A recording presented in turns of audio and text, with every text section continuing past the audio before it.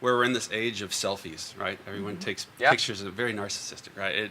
Anyway, I don't do it. I never taken a selfie of myself. So Could we I'm do proud one to now say- with you, Mike? Yeah. We might do that. Let's Go finish with viral. that. There Actually, you go. that's That's a a great way great to idea. finish. All right. Yes. Oh, that would completely blow what I'm about to tell you. But we find ourselves, I think, today, when I look back at what our lowest performing campaigns are, it's when we're doing selfies of ourselves. Yeah. Right? We're doing product selfies, Yep. is how they explained it. Where we're just trying to pitch and force feed our message down that person's mouth. And it provides no value to them. The highest rated campaigns that we do are when we are providing valuable information that customer can use. Right? Our job in marketing is no longer to, well, I mean, we still have to talk about our products and such, but we're shifting to how can we help this person do their job? Whether that's simple as, hey, here's a checklist on how to succeed in X, Y, and Z. Yep. Here's infographic, those type of things.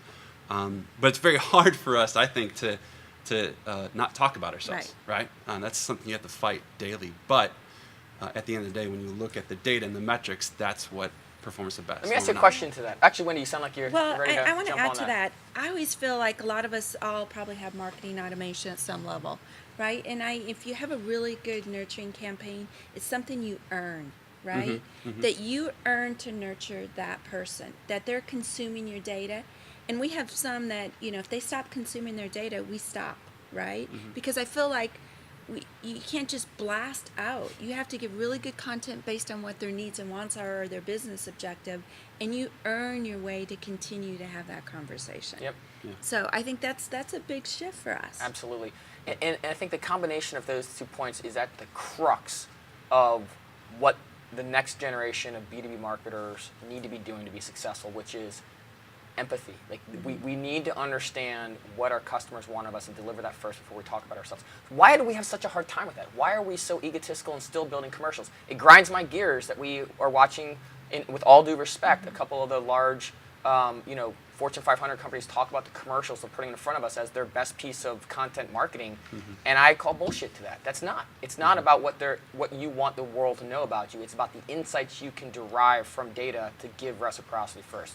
Yes, no? Yeah, well, from the organizational standpoint, those big pieces that you see, the commercials, that's where a lot of money goes and a lot of time. There are so many needs. Should it go there? No, not necessarily. I mean, I do think there's important. We just finished something. We just finished a very simple version that we actually put together. It's delivered in a PowerPoint piece, and it's the Cisco story, and it's just about. And we changed things to tell it around how the company has grown based on how we help our clients.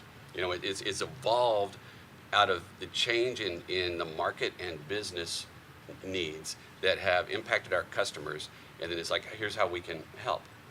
So it is more, but the problem is, there is still this mentality of like, okay, we're going to do a certain amount of TV commercials. We have an ad agency of record, and Sure. those cost a lot of money, so there is a lot of time put into them. But you're suggesting, and It's if I still- can quote you, that's not necessarily the best investment of Cisco's resources to produce those commercials. Because that PowerPoint sounds like the first instance of doing it well. That's right. I mean, you do need a mix. You need a mix because there is a lot of value in brand. And look, we know when it comes down to it, some people will go with they'll choose us because there's not as much risk involved. It's like, okay, we can trust this big company. Sure. Now some of that trust is created by telling those large stories in a commercial where you can move people emotionally. And if you look at the research, it's difficult to tell actually how what is the most important factor in driving that trust, particularly when you have a company that's been around for 25 years, right? But Sure. they all play a part, and so you can't shut down a whole bunch of you can't just shut something down without knowing it's working.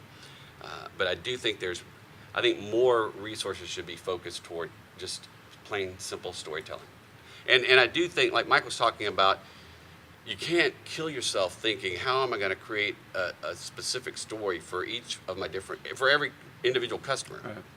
And I think there needs to be some customization there But at the same time, if you create a story that's just a beautiful, moving story that anybody will love to watch, it's going to have impact throughout. Yeah, I think to that point, building trust at the beginning of a buyer journey or even a relationship is key. For us, we're toying with the formula of our first touch being very customer centric. Again, going back to what value can we help you with, right? What assets help you do your job? And we talk very little about ourselves or product. And we wait for that person to engage in some manner until we start flipping that dial a little bit and moving more. Then you get more of that 50-50 mix. And then at the end, as they further engage with you, if they haven't converted already, then you start pushing a little bit more of the product centric, right? Wait. The product selfie. Wendy, do you agree with that formula for success? I do. I do believe that you need to have both, though. There's a time when you're going to need to tell who you are, especially at Mitel, because we've changed a lot in the last 12 months. We've Sure. done 4 different acquisitions. We doubled in size. We're growing, so we need to tell people who we are now. So we've got to be doing that. At the same time, we're also delivering content, how we can help solve a business problem that you may have. Sure. So I think you need both. I think you shouldn't just shift all your money to one. You got to keep them both going. As a marketeer, I mean, you got to be off domain, you got to be on domain, you got to be in the sales pipeline process.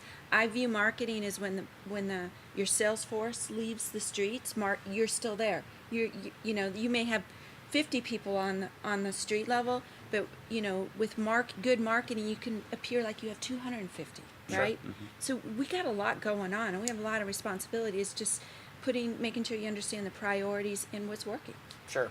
So understanding the balance between telling your story as well as giving thought leadership and reciprocity to your customers and doing that in a concerted way.